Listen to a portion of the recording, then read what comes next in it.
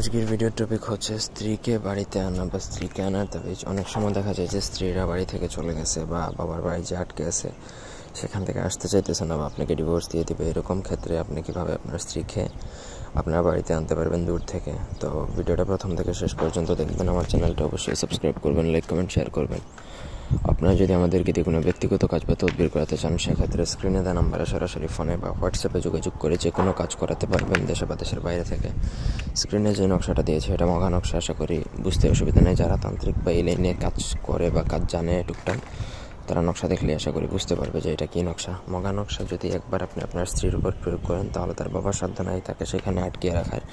সে যত পাষাণটি তৈরি হোক না কেন সেখান থেকে আসতে বাধ্য, অন্যথায় তার শরীরে চালাপড়া উঠে যাবে, এরকম অবস্থা হবে। তো দুইটা নকশা লিখতে হবে আমার অনুমতি নিয়ে, যে কোনো শনি বা মঙ্গলবার দিনে।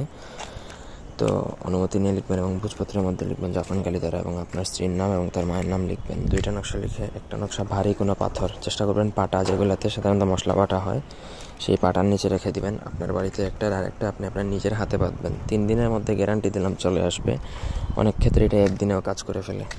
তো আপনার স্ত্রী চলে আসার পরে আপনার হাত থেকে সেই তাবিজটা খুলে ওইটা গুলিয়ে তাকে খাইয়ে দিবেন যখন আসবে। আর আসার আগ পর্যন্ত সেটা আপনার হাতে রাখবেন এবং একটা আপনি পাটার নিচে আপনি চাপ দিয়ে রাখবেন, আর কিছু করতে হবে না।